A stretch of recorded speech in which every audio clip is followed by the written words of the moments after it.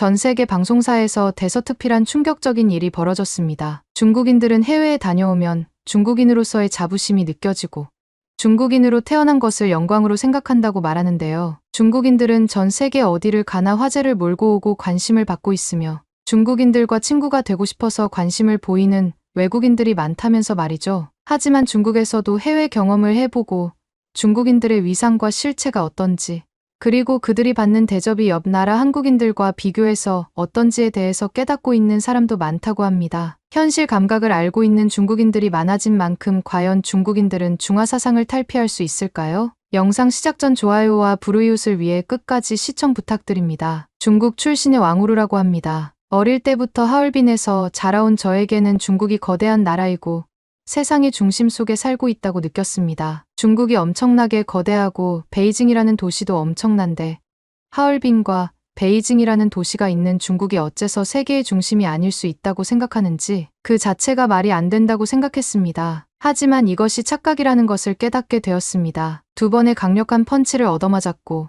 결국 현실을 자각했습니다. 중국인들은 미국을 위협하는 존재가 지구상에 딱 하나 있는데 그게 바로 우리 자신이라는 생각을 가지고 있습니다. 유럽연합쯤은 이미 중국의 아래에 있으며 미국도 머지않아 중국에게 굴복하게 될 것이라는 생각 말이죠. 하지만 이 모든 것은 허상과 같습니다. 제가 처음 펀치를 맞은 것은 한국에서의 경험이었습니다. 학창 시절만 해도 한국 드라마나 영화 그리고 음악을 접하는 게 어렵지 않았습니다. 주변 친구들도 모두 한류의 영향을 많이 받으며 자라왔고 한국 스타들의 사진을 방 안에 걸어놓는다는 것 같은 행동을 많이 했습니다. 당연히 한국어에 대한 공부를 하는 친구도 있었죠. 하지만 어느새인가 한류 문화는 중국에서 접하기 어려워졌으며 한국에 대해서 부정적인 이야기를 하는 내용의 뉴스나 소식들이 가득 차 있었습니다. 저도 한때 한류의 팬이었지만 그런 사실을 까맣게 잊고 내가 왜 저런 미개한 한국을 좋아했을까? 한국인으로 태어나지 않아서 다행이라는 생각을 하고는 했습니다. 대대적으로 한류에 대한 단속이 이루어졌고 나중에는 한국 기업이라는 딱지가 붙어 있으면 국민들은 불매운동을 해서 결국 퇴출하기까지 이르렀죠. 그런 모습을 보면서 이제 중국이 세계의 중심이고 중국인들이 마음먹고 움직이기만 하면 모두 해낼 수 있구나, 모두 가능하구나 라는 생각을 했습니다. 그렇게 높던 한국인들의 콧대도 너무나 쉽게 박살냈다는 중국인들의 자부심이 커졌었으며 더욱더 애국심이 가득한 상태에서 살고 있었습니다. 그러다가 저에게 한국 어학연수의 기회가 찾아오게 되었는데요. 중국인들이 세계에서 이름값을 떨치고 중국인이라는 그 자체가 해외에서는 굉장한 장점이라는 홍보 영상을 보게 되었고 그렇게 굳게 믿고 있었습니다. 다른 나라에 가기만 하면 중국인이라는 이유로 친구가 되고 싶어 한다는 그 사실이 너무나 신기해 보였고 그걸 누려보고 싶었습니다. 대학 교수님도 해외에 나가서 다른 나라 언어 하나 정도 배워오면 언젠가 그 나라들이 중국인을 필요로 하고 중국인이 조직에 한 명씩은 필수로 있어야 하는 사회가 다가올 텐데 미리 외국어 하나 배워두어서 나쁠 것이 없으니 여건이 된다면 휴학 후 외국에 가서 말이라도 배워오라는 말을 하는 교수님들이 많았습니다. 지금 생각해보면 다들 미쳐 있었던 것 같아요. 그리고 저도 그 말에 미쳐 있었습니다. 외국인으로서의 자부심을 제대로 느낄 수 있는 시대에 살고 있다니 너무나 영광스럽고 자랑스러웠습니다. 그리고 저희 집은 저를 해외로 보내줄 만큼의 경제력은 되었고 과거에 제가 외국어를 배워본 적이 있냐 고민해봤을 때 한국어를 배웠던 적이 있었기 때문에 한국어로 어학연수를 선택하게 되었습니다. 부모님도 제가 국제적인 감각을 키우고 해외에 나가서 중국인으로서의 자존감이 올라가기를 바라시는 마음에서 한국으로 저를 보내주었습니다. 한국에 도착했고 한국에서 펼쳐질 생활이 기대가 되었습니다. 한국인 친구들이 저에게 다가와서 중국어를 알려달라고 하면 중국어를 적극적으로 알려주고 저도 한국어를 배워가며 그리고 중국의 위대한 업적 및 중국의 위대한 발전 모습을 알려주는 등 여러 가지 좋은 점이 많다고 생각했습니다. 이렇게 한국 생활이 시작되었고 저는 충격적인 사실을 깨우치게 되었습니다. 생각과 다르게 아니 알려진 것과 다르게 중국인은 인기가 없어도 너무나 없었습니다. 심지어 저를 보고 저 중국 여자 보라면서 키득키득 웃고 있는 제 또래의 한국인들이 많았다는 사실은 그야말로 충격적이었죠. 나중에 알게 되었지만 네덜란드 출신의 친구 한 명이 한국에서는 모두 다 매일같이 샤워를 하고 매일같이 머리를 감는다며 자기도 처음에 샤워를 매일 하지 못한 상태로 생활했더니 주변 한국인들에게 피해를 끼치는 상황이라는 것을 알게 된 후로 매일같이 샤워를 하고 머리도 감는다며 자기가 겪었던 그런 창피함을 다른 사람이 당하고 있는 걸 보고 있기 어려워서 알려주는 것이라며 저에게 뾰족한 충고를 해주었습니다. 그 이야기를 듣고 놀랐습니다. 저는 네덜란드인 친구에게 매일 머리를 감거나 샤워를 하면 피부 보호층이 옅어져 더 큰 염증이 발생할 수 있다는 이야기를 했더니 그 네덜란드인 친구는 찡그리는 얼굴로 저를 보더니 자리를 피해버렸습니다. 중국인이 말하는데 다른 나라 사람들은 중국인의 말을 듣지도 않고 아무런 존재감 없는 사람 취급한다는 생각이 들었습니다. 저는 지독한 고독함과 외로움 속 한국인들의 행동을 따라할 수밖에 없었으며 매일 샤워를 하는 것은 물론이고 매일같이 샴푸도 하고 스타일도 한국식으로 꾸미기 시작했습니다. 지독한 외로움을 느꼈고 극심한 소외감을 느꼈기 때문에 한국식으로 꾸며야 했어요. 그랬더니 변화가 일어났습니다. 새로 친구를 사귈 수 있었고 외로운 감정이 없어질 수 있었습니다. 게다가 같은 중국인들은 제가 중국어를 사용하면 어떻게 한국 사람이 중국어를 사용하냐며 너무 신기하다는 말도 했는데요. 제가 중국인이라는 말을 하자 다들 깔깔대며 웃었죠. 하고 다니는 스타일이 한국 사람 같아서 놀랐다며 중국인도 잘 꾸미면 한국인처럼 보일 수 있다면서 말이죠. 네, 그렇습니다. 한국에 거주하는 중국인들은 한국인들이 훨씬 더 외모도 뛰어나고 더 깔끔하고 더 경우도 바르다며 중국인들이 한국인들보다 더 잘날 것 없는 사람들이라는 사실을 스스로 알고 있었습니다. 그리고 중국에서 통용되는 사실과 다르게 한국인들은 중국어를 할 줄 모르며 별로 관심도 없어 한다는 사실도 알게 되었죠. 게다가 한국에 오래 살던 중국인들은 중국적인 관습과 그로부터 비롯된 습관들이 한국에서는 부정적인 영향을 준다는 사실을 알고 있지만 오래 해오던 습관이 남아 있어서 그런 것들이 나올 때마다 스스로 놀라고 자중하려고 노력한다는 것이죠. 위통을 벗고 길거리를 돌아다니는 행위를 하지 않는 것, 그리고 담배를 피면서 요리를 하는 행동 등 한국인들이 보기에 말도 안 되고 지저분하다고 생각하는 것들인데 중국에서는 아무렇지 않게 해오던 행동들을 한국에 살면서 버린 것이죠. 그리고 한국에 오래 살았던 중국인일수록 저 겸손했고 저 웃음이 많았다는 사실은 저를 놀라게 했습니다. 그들은 한국에서 일자리를 얻어 생활하는 게 너무나 축복이고 될 수 있다면 중국으로 돌아가지 않겠다고 말하는 사람들이 많았습니다. 현실이 이러하고 중국의 국제적인 지위가 이러한데 어째서? 중국 언론 및 대학 교수라는 사람들도 말도 안 되는 중국이 세계의 중심이라는 논리를 굳게 믿고 펼치고 있는지 이해하기 어려웠습니다. 저의 1년간 한국 생활은 저에게 강력한 펀치를 날려주었고 중국으로 돌아온 저는 모든 것이 부끄러웠습니다. 여전히 중국인들은 한국쯤은 미개하고 불쌍한 사람들이라고 생각하면서도 몰래 숨어서 한국 드라마를 훔쳐보는 짓거리를 하고 있습니다. 그리고 두 번째 펀치는 저를 더 힘들게 만들었는데요. 저는 다시 대학에 복학했고 평범한 대학 생활을 하고 있었습니다. 그러다가 방학을 맞아 학교 주관으로 유럽 투어에 참여할 학생을 모집하는 공고를 보았고 그곳에 지원했습니다. 다소 비싼 비용이었지만 학교에서는 국제 감각을 키운다는 목적으로 대대적으로 홍보하고 있었으며 대학 교수들도 온갖 좋은 소리를 가져다 붙여가며 그 투어에 참여하라는 설교 같은 것을 하고 있었습니다. 그냥 중국 대학의 교수는 자신들의 사명감 따위는 버린 지 오래고 돈맛을 본 지 오래라서 비싼 활동이 있으면 학생들에게 참여할 것을 권고하고 추천인에 자신의 이름을 적으라는 말을 하고 있었죠. 중국은 세계의 중심이 아니라 썩을 대로 썩어버린 나라입니다. 교육자들부터 잘못되었으니까요.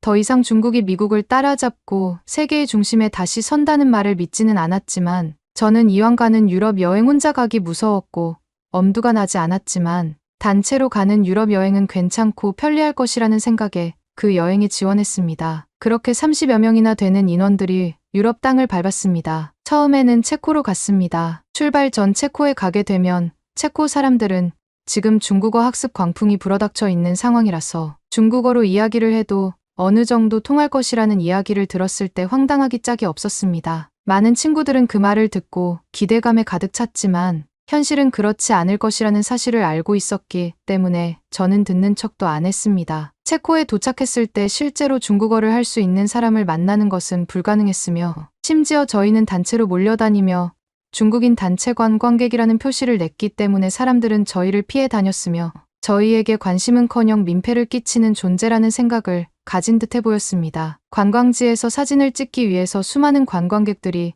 질서 있게 차례대로 사진을 찍는데 저희 학교 학생들은 그런 것을 무시하고 마구잡이로 들어가서 사진을 찍어대는 바람에 많은 사람들이 저희에게 눈살을 찌푸리는 장면을 목격했고 그럼에도 불구하고 개의치 않고 사진을 찍어대는 친구들이 한심해 보였습니다. 한국에서도 이런 일들은 흔하게 일어나고 그때마다 중국인인 게 부끄러웠는데 나는 더 이상 그렇게 행동하지 않지만 수많은 중국인들은 아직까지도 해외에서 그런 식으로 행동할 것을 생각하니 부끄럽기 짝이 없고 답답한 마음까지 들었습니다. 그리고 특이한 점은 체코를 가던 스위스를 가던지 늘 식당은 중국 식당에만 방문했다는 것이었는데요. 해외에 왔으니 해외 음식을 먹어보는 것은 당연하고 그게 여행이라고 생각하는데 저희 관광팀은 늘 중국 식당에만 방문을 하는 게 못마땅했습니다. 개인적으로 현지 식당에 가서 식사를 해도 되냐고 인솔자에게 물었을 때 인솔자는 그렇게 해도 된다고 하는 걸 보면 꼭 중식을 섭취해야 하는 것은 아니라는 사실을 알게 되었고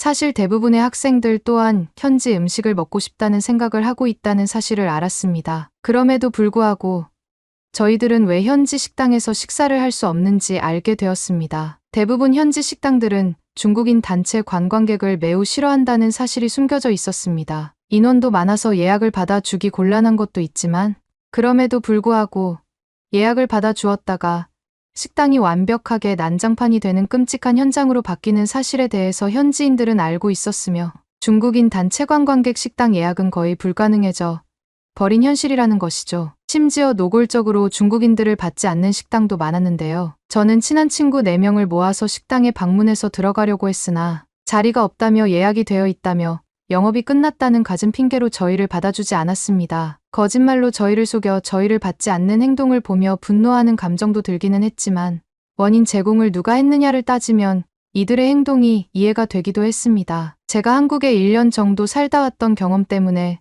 중국에 갇혀 살고 있는 다른 친구들보다 국제적인 감각이 몇십 배는 뛰어났으며 현실 파악 및 주제 파악이 가능하다는 점은 엄청난 차이를 만들어내고 있었습니다. 저는 결국 최후의 카드를 꺼냈습니다. 한국인이라고 말하고 식당에 들어가려고 하니 아무렇지 않게 식당에서 저희를 손님으로 받아주었으며 4명이 방문했던 만큼 옆 테이블을 옮겨주기도 하며 4명이 식사를 할 수 있게끔 자리를 만들어 주기도 했습니다. 국제적으로 한국과 중국 국민들이 받고 있는 대접은 제3국에서도 큰 차이를 보인다는 것이죠. 그리고 부끄럽게도 제 중국인 친구 2명은 그 식당이 떠나가라 미친 듯이 큰 목소리로 떠들며 식사를 했고 계속해서 식당 종업원들은 저희에게 눈치를 주었으나 눈치 없는 제 친구들은 식사를 마칠 때까지 시끄럽게 떠들 뿐이었습니다. 심지어 다른 테이블에서는 스위스어로 저희를 보고 조롱하듯 놀리며 이야기했고 다른 손님들은 그 말에 동조하며 깔깔대며 웃기도 했습니다. 눈치 없는 제 친구들은 그런 것도 모르고 저 사람들 봐.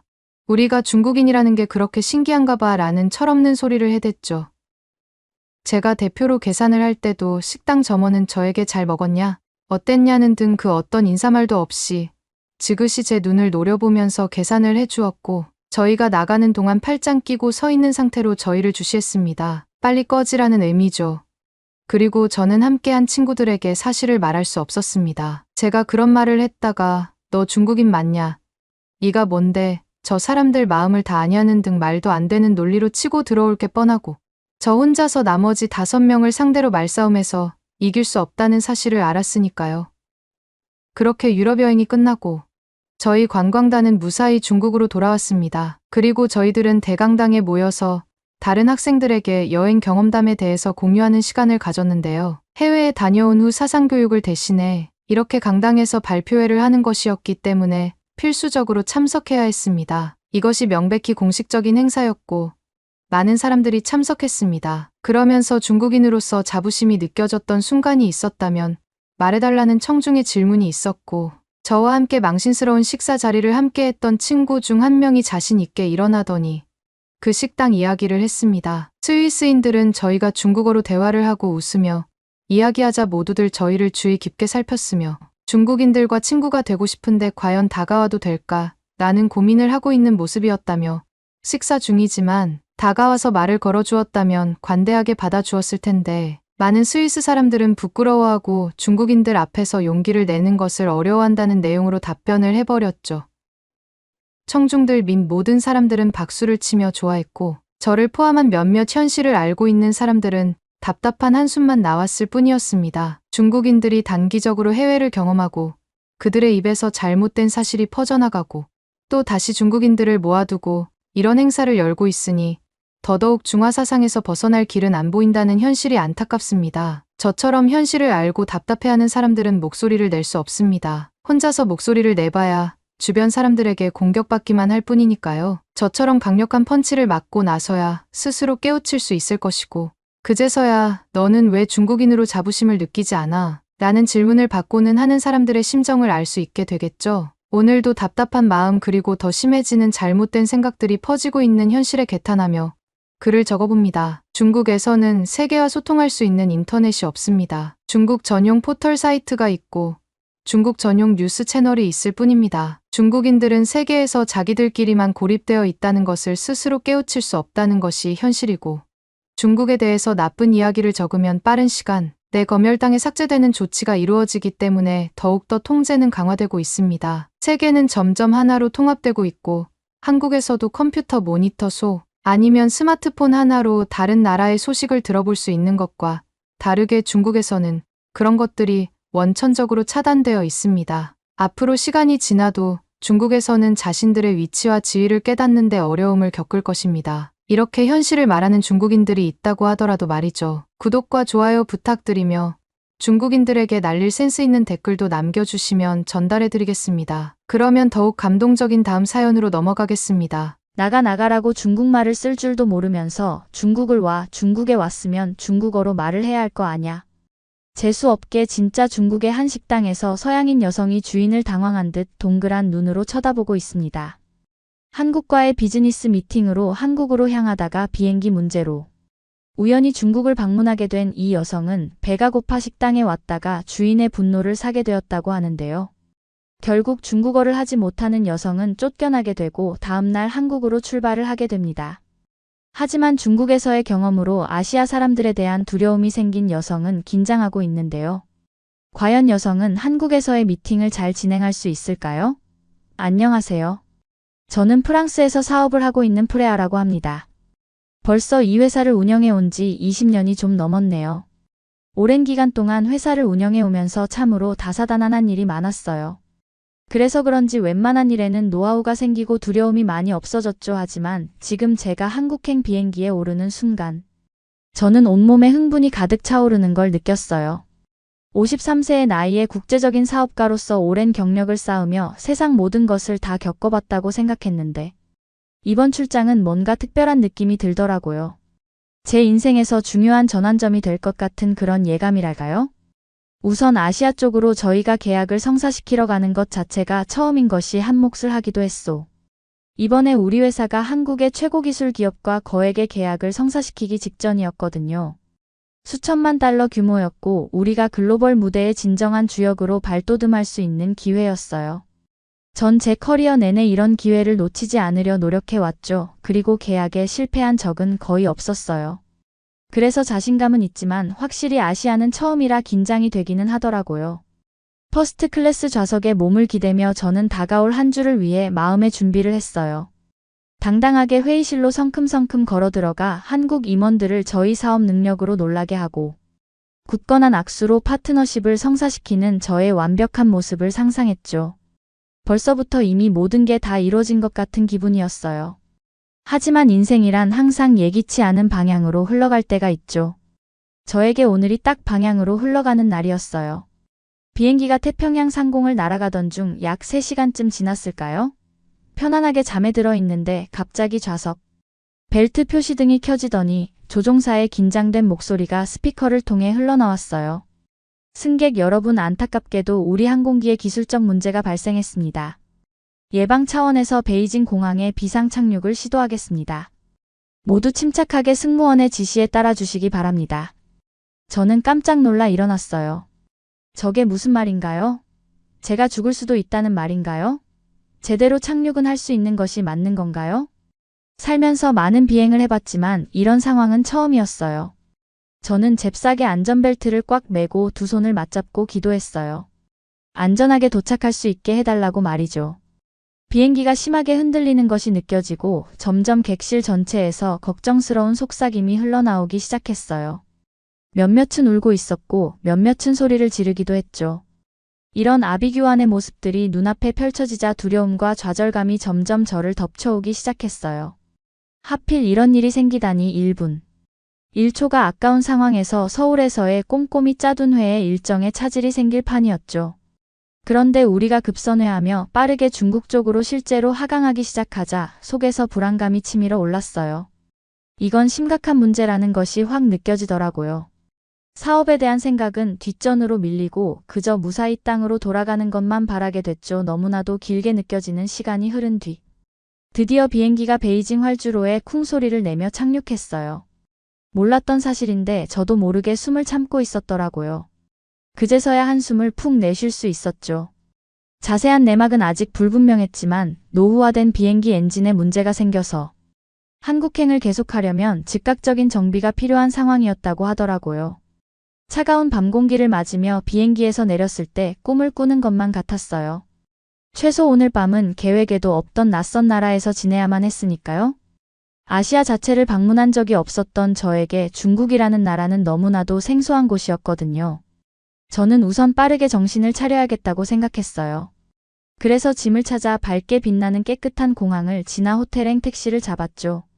여행에는 도 같은 저 또한 정말 당황스럽더라고요. 시차와 예기치 못한 사건의 스트레스가 한꺼번에 밀려오는 느낌이었어요.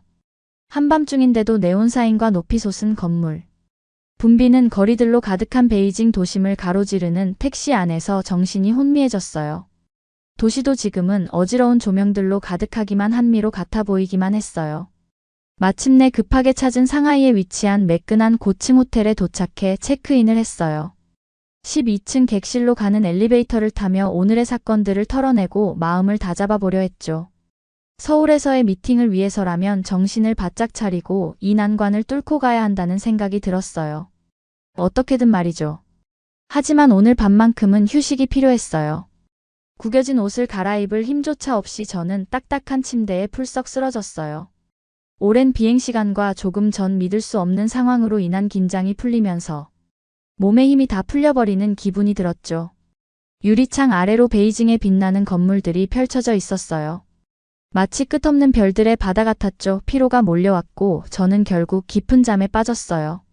이 여정이 어떤 뜻밖의 방향으로 흘러가게 될지 상상도 못한 채 말이죠. 다음날 아침 저는 호텔 방 커다란 창으로 쏟아지는 햇살에 잠에서 깼어요. 잠에서 깬 뒤에도 잠시 동안 제가 어디 있는 건지 인지하지 못하고 멍한 상태로 주변을 둘러보며 앉아 있었어요. 그러다 어제의 기억이 되살아났죠. 비상 착륙 계획에 없던 베이징에서의 하룻밤 서울행의 불확실성까지 전부 다 말이에요. 핸드폰을 확인했지만 항공편 소식은 없었어요. 항공사에서는 다음 서울행 비행기에 자리를 마련해 주겠다고 했지만 고장의 심각성이나 좌석 상황에 따라 몇 시간에서 몇 일이 걸릴 수도 있다고 하더라고요.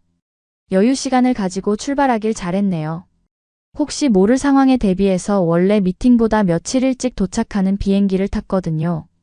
물론 최적의 컨디션으로 미팅에 참석할 수 있을지는 미지수이지만 다행히 한국과 중국의 비행 시간이 짧다는 것에 조금은 안도할 수 있었어요.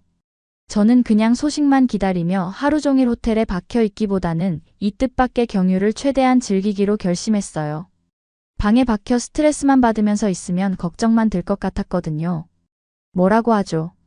하늘이 무너져도 솟아날 구멍은 있다고 하잖아요. 관광을 하며 시간을 때우는 것이 스트레스도 해소하고 좋겠다 싶었어요. 그래서 저는 세수를 하고 가장 편한 운동화를 신고는 상하이의 북적이는 거리로 나섰어요.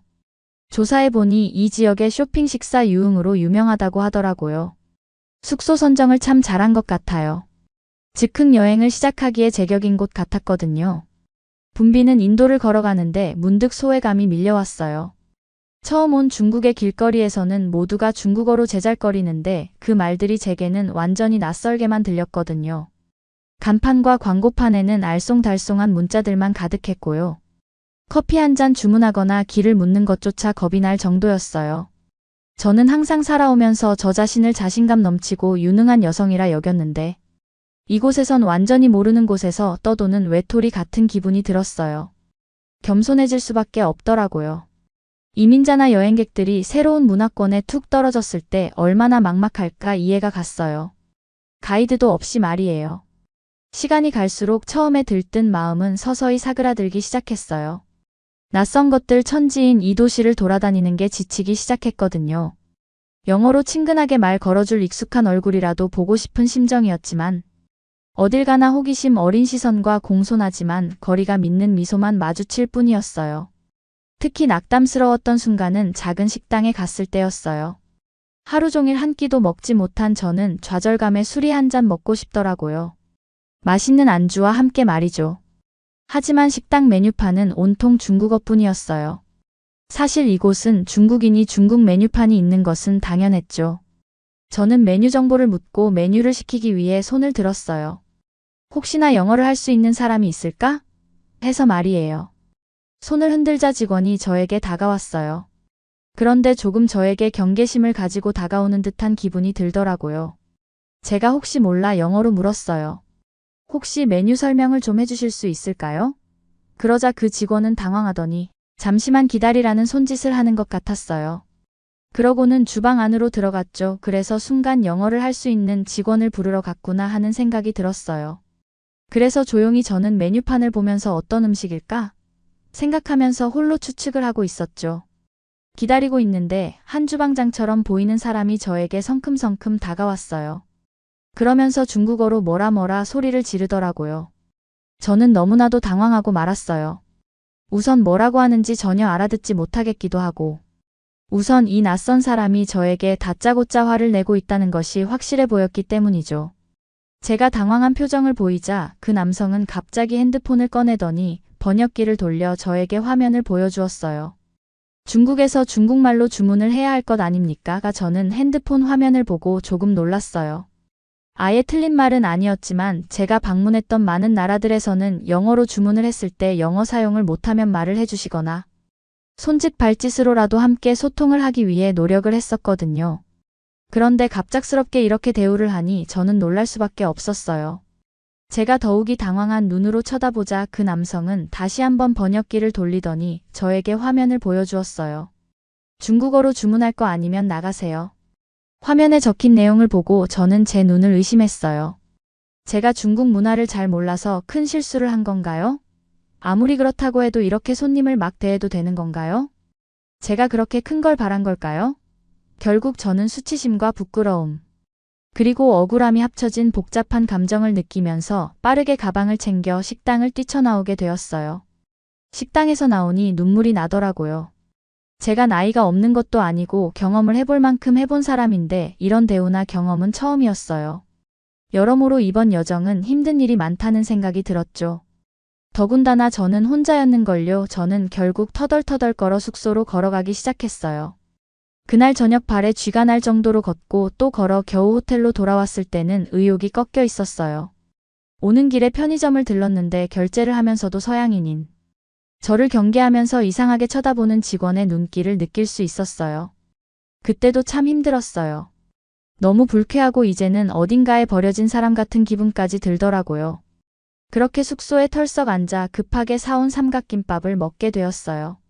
먹으면서 눈물이 나더라고요. 제가 정말 그렇게 이곳에서 큰 잘못을 한 건가요? 중국인들에게 큰 실수를 했나요? 아니면 원래 다들 이렇게 아시아 사람들은 무례한가요? 삼각김밥을 다 먹고 샤워를 한 뒤 침대에 누웠을 때 저는 점점 두려움이 몰려오기 시작했어요. 한국에서도 같은 언어 장벽과 문화적 오해에 직면하게 되면 어떻게 하죠? 한국 사람들과 제가 소통할 수 있을까요? 이곳에서 느꼈던 것과 같은 수치를 다시 한번 느끼게 된다면 어떻게 해야 하죠? 제가 식당에서 또 쫓겨나지는 않을까요? 만약 계약에 실패하게 된다면요? 이런 너무나도 많은 생각들이 머릿속을 맴돌며 저는 무거운 마음으로 잠을 청했어요. 한국으로 갈 수는 있을지 간다면 언제 갈 수 있을지조차 불투명한 이 시점에서 이제는 제 자존감마저 바닥으로 떨어지고 있었어요. 창밖으로 들려오는 도시의 끊임없는 소음을 들으며 저는 잠자리에 들었어요. 오랜 비행을 하며 설레는 마음으로 준비했던 한국 기업과의 계약도 이제는 영영 실감이 없게 느껴지더라고요. 마치 깨어나면 사라질 꿈처럼요. 과연 이 모든 게 끝까지 갔을 때 보람이 있기는 할까? 그냥 지금이라도 계약을 엎어야 하나 하는 생각이 들기도 했죠. 하지만 저는 고개를 저으며 다시 잠을 청했어요. 시간이 흘러봐야 알 일일 테니까요. 지금은 우선 쉬어가며 내일의 좋은 소식과 앞으로 나아갈 길을 염원할 수밖에요. 저는 그렇게 복잡하고 무거운 마음으로 잠에 들게 되었어요. 그 다음날 아침 저는 제 휴대폰 알람 소리에 잠에서 깼어요. 잠이 덜 깬 눈으로 폰을 집어들었어요. 또 나쁜 소식이나 연착 소식일 거라 생각했죠. 그런데 놀랍게도 항공사에서 보낸 메시지더라고요. 그날 오후에 서울행 비행기 자리를 확보했다는 내용이었어요. 휴 한시름 놓이는 느낌이었죠. 드디어 한국으로의 미팅에 한 발짝 가까워진 거예요. 하지만 마음이 좋지만은 않았어요.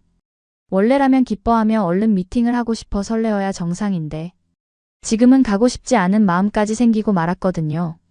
이번 중국에서의 경유는 저에게 너무나도 최악이었어요. 동양인들이 서양인들을 경계하고 좋아하지 않는다는 느낌을 너무나도 세게 받았거든요. 그리고 어제 저녁 식당에서의 경험은 정말 다시 떠올리고 싶지도 않네요. 과연 한국이라고 다를까요? 같은 아시아 국가이며 동양인이고 심지어는 완전히 이웃 나라잖아요. 너무 가까운 거리로 이렇게나 가깝게 살고 있는 한국 사람들이 과연 중국인과 다를 수 있을까요? 분명히 영향을 받지 않았겠어요. 그리고 과연 영어를 할 수가 있을까요? 소통이 아예 안 된다면 다시 대화할 여지도 주지 않고 화를 내지는 않을까요? 마음이 너무나도 무거워졌어요. 하지만 그렇다고 미팅을 안 갈 수도 없었죠. 왜냐하면 엄청난 돈이 걸려 있었고 저는 그 회사의 시이니까요.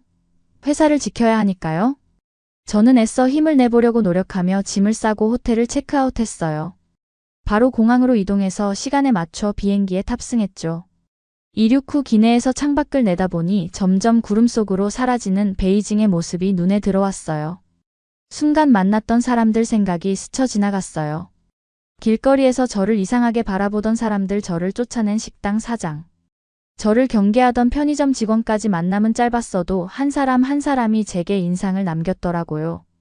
물론 좋지 않은 의미로요. 중국을 다시 방문하기는 아무래도 힘들 것 같아요. 너무 좋지 않은 기억이 가득하기만 하거든요. 비행기를 타고 상공을 가로질러 한국을 향해 날아가는 동안 긴장과 두려움이 저를 덮쳤어요. 서울에서 무엇이 저를 기다리고 있을지 모르지만 제가 잘 견딜 수 있을까? 무너지지는 않을까? 하는 생각이 제 머릿속을 지배하고 있었기 때문이죠. 저는 미간을 찌푸리며 좌석에 몸을 기댄 채 눈을 감았어요. 엔진 소리에 귀를 맡기며 평온한 잠에 빠져들었죠. 꿈속에서 저는 베이징과 서울의 거리를 활보하고 있었어요. 완전히 혼자가 된 상태로 어딘가를 헤매고 있었죠. 짧은 비행 끝에 마침내 비행기가 구름을 뚫고 인천국제공항으로 하강하기 시작하자 긴장감에 심장이 두근거렸어요. 중국에서의 예기치 못한 경험 이후 드디어 한국에 도착해 제 출장길을 다시 시작할 수 있게 되었지만 전혀 기대가 되지 않았죠. 오히려 두려움이 더 컸어요. 저는 조용히 창밖으로 보이는 풍경을 보았어요. 초록빛 완만한 숲들, 구불구불 흐르는 강, 규칙적으로 펼쳐진 논밭들, 그리고 그와 대조되는 높은 건물들과 넓은 도로들. 베이징의 도시적인 모습과는 사뭇 다른 과거와 현재가 공존하고 있는 듯한 풍경이었죠. 다른 에너지, 다른 삶의 속도가 느껴졌어요. 처음 도착한 인천국제공항은 매우 현대적인 느낌이 들었어요. 또한 너무나도 세련된 인테리어로 되어 있었으며 활기찬 에너지가 느껴지는 곳이었죠. 심지어 서비스와 효율성은 최고라고 할 수 있을 것 같았어요. 제가 입국 심사를 통과하고 수화물을 찾는 데까지도 시간이 얼마 걸리지 않았으며 불편한 것이 있어 보이면 누군가가 친절한 미소와 함께 어디선가 도와주기 위해 등장했죠. 정신없이 도착 로비로 걸어 나오자 웃는 얼굴들과 한국어 대화 소리가 저 맞이했어요. 순간 낯선 땅에 홀로 선 외로운 이방인 같은 기분이 들었죠. 그런데 멀리서 제 이름이 적힌 팻말을 든 젊은 남자가 눈에 띄었어요. 유혁이라고 자신을 소개하더니 제 한국 체류 기간 동안의 가이드이자 통역사가 되어주겠다고 하더라고요. 유혁 씨의 유창한 영어 실력과 따뜻한 인상이 저의 긴장을 조금 풀어주었어요. 유혁 씨와 함께라면 이 낯선 나라를 헤쳐나가는 게 덜 벅찰 것만 같았죠. 서울 도심으로 차를 타고 이동하는 동안 유혁이 한국 문화와 관습에 대해서 간단하게 설명을 해주었어요. 존경과 위계질서의 중요성, 비즈니스 에티켓의 복잡성, 가족과 공동체가 한국 사회에서 차지하는 중요한 역할 같은 것들에 대해서 말이죠. 저는 중국 때와 같은 일을 당하고 싶지 않은 마음에 열심히 듣고 최대한 많이 외우려고 애썼어요. 그런데 가장 인상 깊었던 건 유역이 자기 나라에 대해 가지고 있는 자부심과 열정이었어요. 명소들을 소개하면서 한국의 역사와 혁신에 얽힌 일화들을 들려주는데 유역 씨의 눈빛이 반짝거리더라고요. 여러분은 서울은 세계 최고 수준의 인터넷 속도를 자랑한다는 거 알고 계셨나요? 특히 삼성과 LG 같은 한국 기업들은 전자제품과 기술 분야의 세계적 선두주자라고요. 반짝이는 고층 빌딩들과 북적이는 거리를 지나면서 저는 서울의 현대적인 면모에 감탄했지만 동시에 오래된 전통의 흔적도 곳곳에서 발견할 수 있었어요. 한옥의 우아한 곡선 재래시장의 알록달록한 간판들, 도심 속에서도 당당히 서 있는 고풍스러운 고궁들까지 한눈에 들어왔죠. 이후 저는 며칠간 몇몇 파트너사들을 만나고 현지 기업들을 둘러보면서 한국인들의 독창성과 근면함 글로벌 사고방식에 거듭 놀라게 되었어요. 제가 걱정했던 소통의 장벽과 문화적 갈등은 찾아볼 수 없었고 오히려 따뜻함과 개방성 속에서 환영받는 느낌만이 들었거든요. 제가 말을 잘 못 알아듣는 것 같으면 인내심 있게 영어로 설명을 한 번 더 천천히 해주면서 제가 이해할 수 있을 때까지 도와주었으며 한국의 이미지를 지키면서도 저희 나라를 존중해주는 식으로 대화가 항상 흘러가고는 했죠. 또한 식당이나 다른 상점을 들러도 모두가 친절한 얼굴로 맞이해주고는 했어요. 심지어 대부분의 사람들이 제가 알아듣지 못할 때에는 영어로 설명을 해주더라고요. 그런 배려심 넘치는 모습들에 더 이상 한국이 두려워지지 않았어요. 한 번은 혼자 식당에 용기를 내어 들어간 적이 있었어요. 한국어를 못해서 쫓겨나면 어떻게 하나라는 생각을 하며 긴장을 하고 있었는데 메뉴판을 보고는 깜짝 놀라게 되었어요. 여러 나라 언어로 된 메뉴판이 있더라고요. 한국어, 중국어, 영어 등이 말이죠. 덕분에 저는 편하게 직원분을 통하지 않고 메뉴판만 보고도 주문을 수월하게 할 수 있었어요.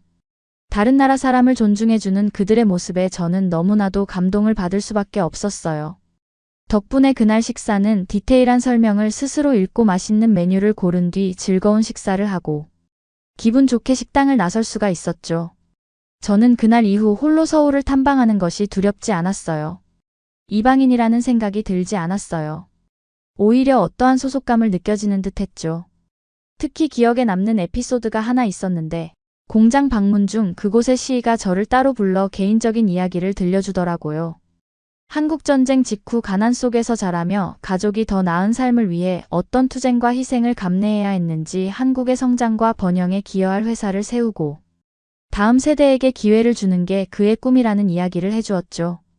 그분의 이야기를 들으며 한국인의 정신을 엿볼 수 있었어요.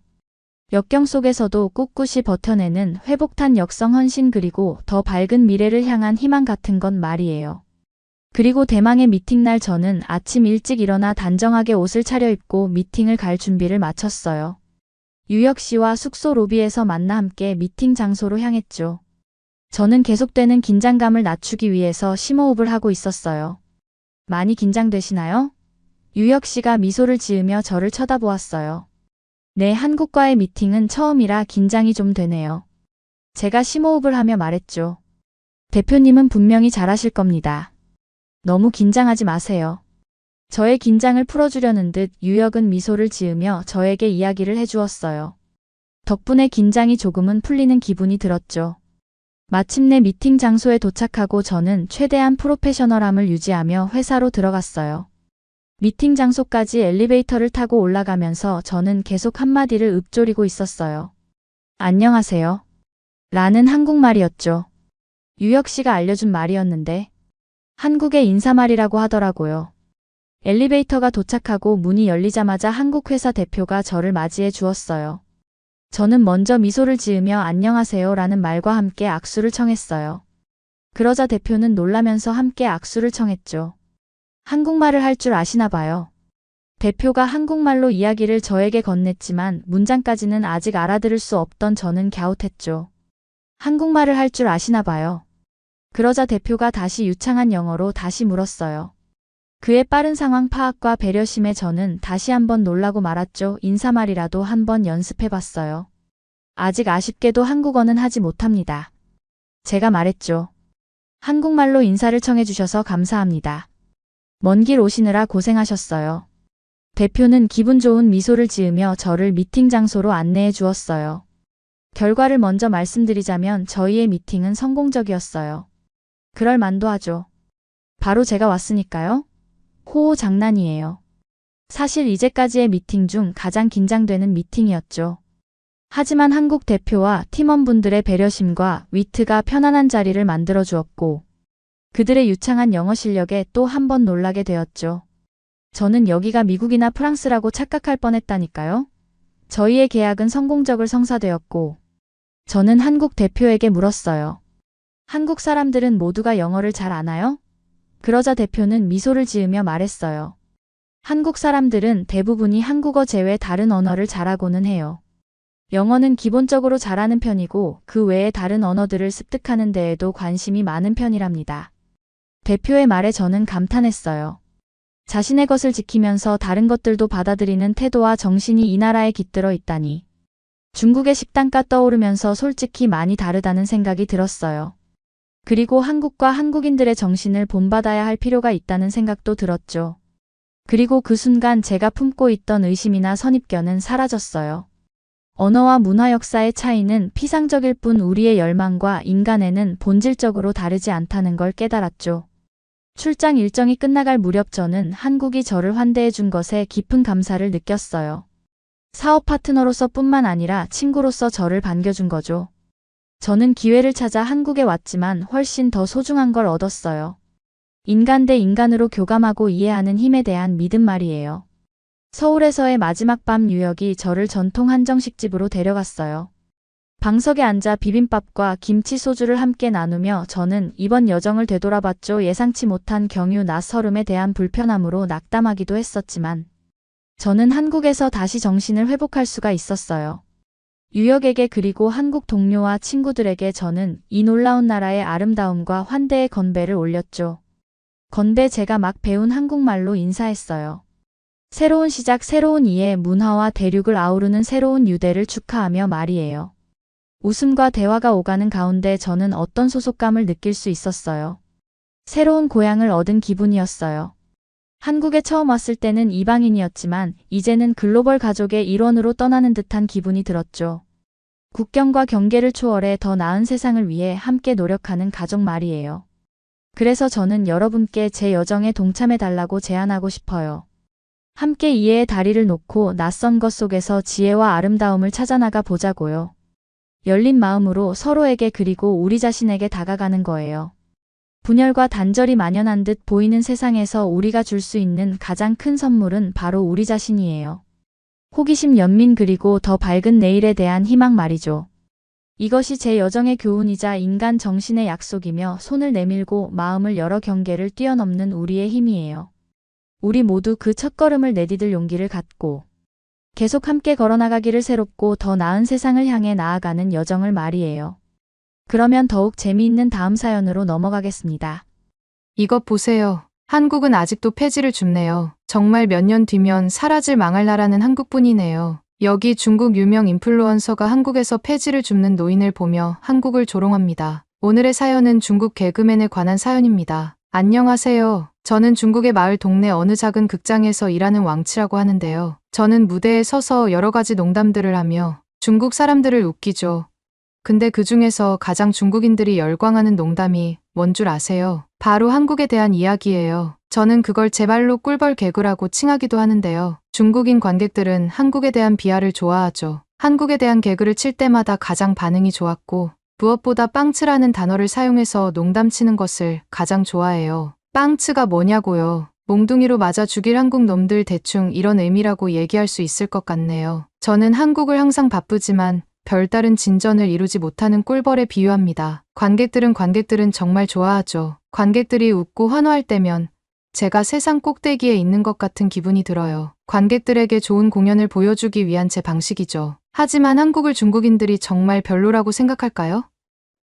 네, 맞아요. 무대나 개그뿐만이 아니라 온라인 특히 중국어를 사용하는 사이트에서는 한국의 시대에 뒤떨어진 후진국 나라라고 일삼조 특히 이런 영상도 있었는데요. 한국에서는 길거리에서 폐지를 줍는 노인들을 흔하게 볼 수 있잖아요. 어떤 유튜버는 그 폐지들을 촬영하면서 기겁하는 모습을 하며 한국이 아직도 이런 진전을 나아가지 못했다며 비난하죠. 그것 외에도 말이에요. 한국에는 아직도 요구르트를 길거리에서 파시는 분들도 많잖아요. 우리는 그런 한국인들을 보며 한국은 후진국이라고 저희 중국용 온라인에서 수다를 떨어요. 자, 그럼 한국 얘기에서 잠깐 물러나서 중국에서의 저희 삶을 조금 이야기해 볼까요? 제 삶에는 밝은 조명과 웃음만 있는 것 아니에요. 저는 일주일에 6일 하루 9시간씩 정말 열심히 일하고 있어요. 모든 일에도 불구하고 저는 간신히 생계를 유지하고 있습니다. 이런 상황에 처한 사람은 저뿐만이 아닙니다. 많은 사람들이 이런 상황에 처해 있거든요. 교육을 받으면 상황이 달라질 거라고 생각할 수도 있겠죠. 중국에서는 그렇지가 않아요. 중국에서는 학벌이 좋고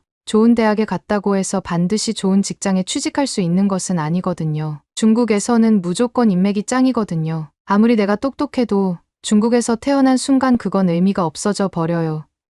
물론 비리도 굉장히 많습니다. 그래서 중국은 그닥 열심히 공부하거나 일하는 사람도 딱히 없고 그냥 하루하루 생계 유지를 위해서 사는 사람들이 널려 있어요. 저 또한 그렇고요. 제 주변에는 건설 현장에서 자루를 나르고 벽돌을 쌓는 등 열심히 일하는 친구들이 많아요. 그들은 저보다 더 많이 일하고 심지어는 7일 다 일하는 경우도 가끔 봤는데요. 친구들은 아무리 뼈 빠지게 일해도 생계 유지하는 것조차 힘들다 하더라고요. 이렇듯 중국은 경제가 심각한 상황인데요. 한 번은 중국 센세 한 동영상이 올라온 적이 있어요. 그리고 그 영상은 순식간에 화제가 되었죠. 대체 무슨 내용이냐고요. 저희가 익히 알고 있던 후진적인 한국의 모습이 아닌 최첨단 기술을 갖고 있고 걸어 다니는 주변 한국 사람들은 다 깔끔하게 차려지고 입고 다니는 모습이었어요. 마치 미국 같은 선진국처럼요.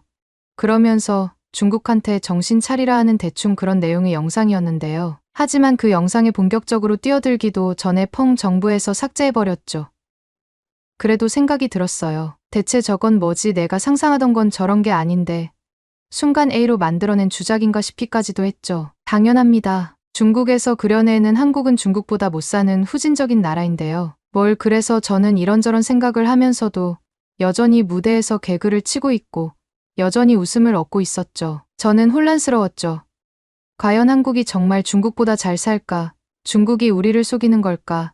여러분들이 이미 예상하셨겠지만 저는 개그맨 일을 잠시 그만두고 웨이보 영상을 따라 한국으로 가기로 결정했어요. 비행기가 한국으로 진입하면서 저는 중국이 더 낫겠지 라는 마음에 차 있었습니다. 그러나 한국에 발을 내딛는 그 순간 제 선입견은 하나둘씩 무너지기 시작했어요. 청명한 하늘 아래 고층 빌딩이 우뚝 솟아있고 그 유리 외관이 반짝반짝 빛나고 있었죠. 늘 회색빛을 띠는 베이징의 하늘과 달리 서울의 하늘은 선명한 파란색이었습니다. 또 이건 나중에 눈에 띄게 된 사실이었는데요. 보니까 한국 하늘에는 통신선이 없더라고요. 알고 보니 일본과 중국과는 달리 한국은 이미 그걸 다 땅 밑으로 넣었던 거예요. 참 발 빠르다고 생각했죠. 이걸 중국은 한국은 껌이라고 밟을 수 있을 거라고 생각했던 게 우습더라고요. 어느 날 서울의 번화한 지역을 돌아다니다가 임금에 관한 대화를 우연히 듣게 되었는데 그 말이 제 발걸음을 멈추게 했는데요. 뭐였냐고요. 바로 한국의 최저임금이 중국의 몇 배에 가까운 1만 원에 육박한다는 것이었습니다. 중국에서는 친구들이 여러 직업을 전전하면서도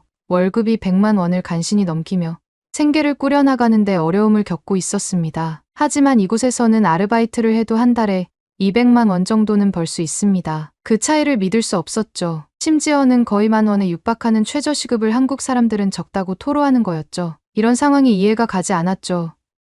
중국에 있는 친구들이 생각났어요. 항상 바쁘고 지쳐있을 친구들이요. 집세를 내는 것은 매달 전쟁과도 같았고 많은 친구들이 밀려 있었죠. 농담을 하곤 했지만 웃을 일이 아니었어요. 생활 수준의 극명한 대비가 큰 충격을 받았습니다. 서울에서는 기본적인 생활비를 제외하고도 경제적으로 조금 더 여유가 있는 것 같았습니다. 제가 웨이보에서 본 것처럼 저도 이걸 사람들에게 알리고 싶었어요. 그래서 웨이보에 올렸더니 중국인들은 다 저보고 그럼 한국에 가서 살라며 거짓말쟁이 이런 반응을 보이더라고요. 중국은 한국이 이렇게나 발전되어 있다는 걸 믿고 싶지 않아 했고 또 월급이 200만 원이면 한국에 몇 달만 살아도 생계유지는 물론 원하는 걸 살 수까지 있다는 거잖아 하면서 놀라더라고요. 중국인들은 그래서 제가 한국에 대해 거짓말을 친다고 하더라고요. 그러면서 저래봤자 물가가 중국의 몇 배고 한국인들은 결국 편의점에서 끼니를 때워야 할 거라며 대부분의 사람들이 빈곤층이라며 욕했습니다. 그러나 물가가 비쌌냐고요. 물론 중국보다는 비싸긴 했는데요. 몇 배 정도도 아니었습니다. 실제로 제가 본 한국의 물가는 어느 정도 납득할 수도 있었고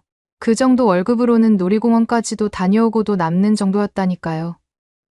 한국인들은 정말 이런 곳에서 살고 있었다는 거예요. 또 어쩌다가 한국인들과 병원과 학교에 대한 이야기를 주워 들었는데요. 말이죠. 이곳에서 의료 서비스는 건강과 파산 사이의 선택이 아니라는 거예요. 중국에서는 오랜 기다림과 막대한 진료비, 때로는 제대로 된 진료를 받기 위해 먼 거리를 이동해야 하거든요. 한국에서는 그렇지 않아요. 저는 한국의 국민건강보험 시스템에 대해 이야기하는 사람들을 만났습니다. 모든 사람이 보험 혜택을 받는 것 같고 치료의 질은 최고 수준이었죠. 왜 중국에는 이런 제도가 없을까라고 생각했던 기억이 납니다. 중국은 인건비도 비싸지 않은데 치료비는 터무니없이 높아요. 그래서 웬만큼 아프지 않으면 그냥 병원에 절대로 가지 않아요. 저 또한 독감에 걸린 적이 있는데 그냥 주변에서 타이레놀 아량만 계속 먹었죠. 진찰비도 비싸거든요. 또 중국에서는 학교를 다니려면 엄청난 비용이 듭니다. 하지만 한국에서 저는 정말 놀라운 것을 보았습니다. 한 지역 학교를 방문했는데 그 이유가 뭔지 아세요? 아이들에게 점심은 물론 우유까지 무료로 제공하더라고요. 또 선생님들은 아이들을 진심으로 케어해줬고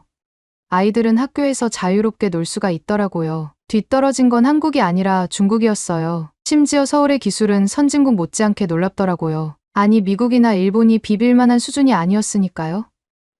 아이 장국답게.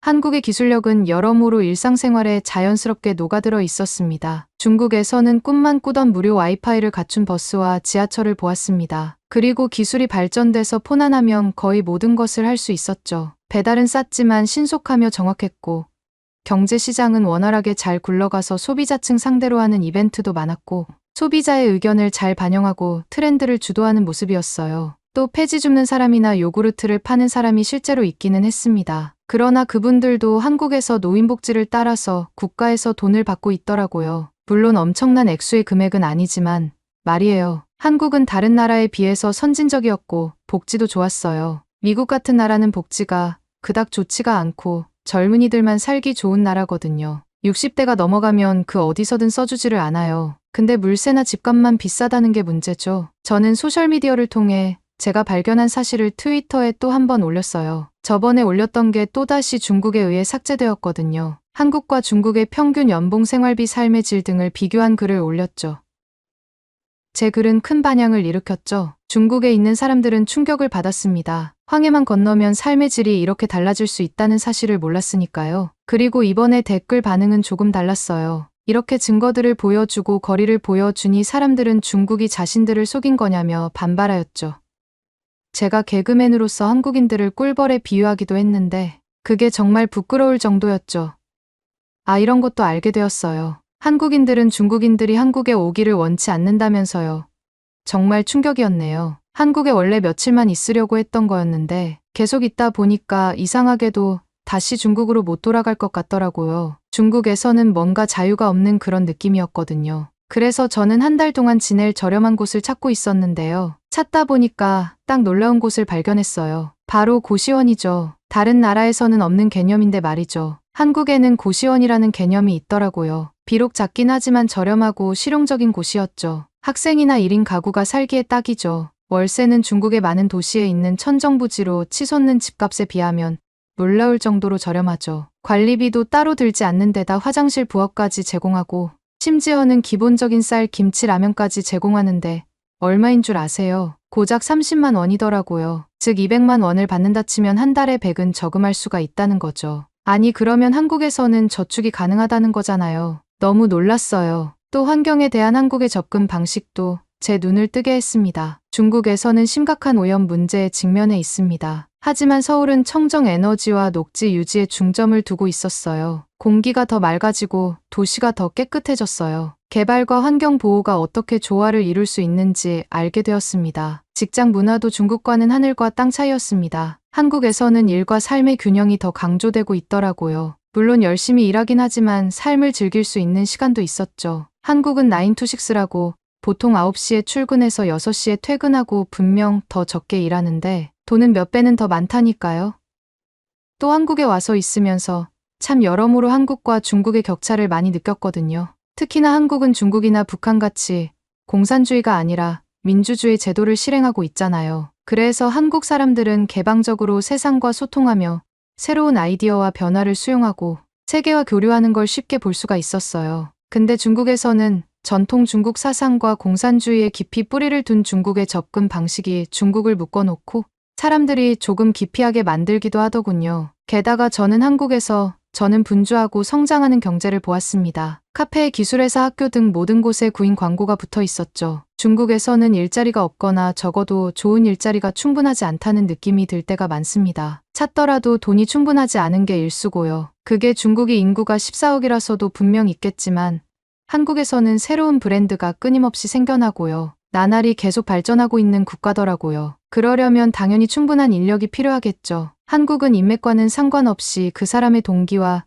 의지, 그리고 그 사람의 능력과 학벌로 판단하더라고요. 그러니 아무리 태어날 때부터 가난했더라도 한국에서는 충분히 노력하면 자신의 인생을 자신의 손으로 바꿀 수 있다는 거였어요. 중국에서는 그냥 부자로 태어나는 게 답인데 말이에요. 저는 고시원에서 한 달 살기가 끝이 나고 마지못해 다시 중국으로 돌아갈 수밖에 없었죠. 왜냐하면 저는 개그맨이었으니까요. 그리고 가서도 바로 일정을 시작했는데요. 한국에 대한 개그를 쳤죠.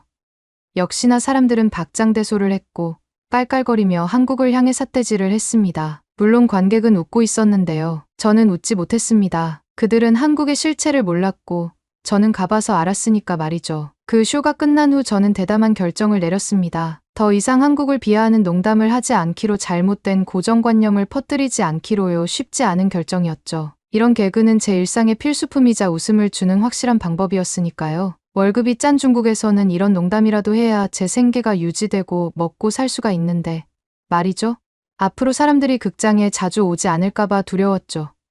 다음에 무대에 섰을 때 제 일상은 달라졌습니다. 농담으로 떠들던 한국이 아닌 제가 본 진짜 한국에 대해 이야기했습니다. 한국인의 발전, 삶과 일에 대한 균형 잡힌 접근, 방식, 전통과 혁신에 대한 존중 등에 대해 이야기했습니다. 저는 저번에 웨이보에서처럼 사람들이 야유하고 비난할 거라고 생각을 했죠. 그런데 놀라운 일이 일어났습니다. 청중은 단순히 웃음이 아닌 관심과 질문으로 반응하기 시작한 것이었습니다. 저희 새로운 접근 방식은 무대 안팎에서 대화를 시작했습니다. 사람들이 토론하기 시작했습니다. 토론하고 어쩌면 우리가 믿어왔던 것보다 세상에 더 많은 것이 있을지도 모른다는 생각에 마음을 열기 시작했죠. 저는 개그맨으로서의 수입을 버렸고 그 극장과의 계약도 끝이 나게 되었습니다. 그러나 저는 끊임없이 저의 어휘력을 통해서 한국에서의 경험, 제가 본 차이점, 우리가 공유한 유사점 등을 공유했습니다. 항상 좋은 반응만 있었던 것은 아니었고 일부 사람들은 제가 비애국적이거나 외국에 눈이 멀었다고 비난했습니다. 하지만 모든 비평가들이 호기심을 갖고 새로운 시각을 높이 평가하는 사람들이 있었습니다. 저는 더 이상 한국을 조롱하는 것이 아니라 경험을 공유하고 인류 공통의 인간성에서 유머를 찾는 것이 중요해졌죠. 중국에서의 삶과 실체를 낱낱이 보여주었고 사람들은 경청하더라고요. 저는 더 이상 개그맨은 아니었지만 어쩌면 강연자라고 해도 무방할 만큼 마을 사람들이 제 이야기를 들어주고 변화하더라고요. 또 서서히 제 지인들도 변화하는 것을 느꼈습니다. 공사장 일을 하며 허드레쉬를 하던 제 친구들도 제 이야기를 듣더니 한국에 가보고 싶다는 말을 하더라고요. 저는 아직도 중국이 배울 점이 많고 반성할 점이 많다고 느끼는데요. 앞으로도 꾸준히 한국을 공유할 예정입니다. 비록 지금은 중국에서 활동하고 있는 저 왕치이지만 현재 한국어도 배우고 있습니다. 그러니 저도 언젠가는 한국에 가서 200만 원을 월급으로 받으며 생활할 수 있지 않을까요? 또한 제 친구들도 이런 허드렛일과 중국의 삶에서 벗어나 더 행복해질 수 있지 않을까요?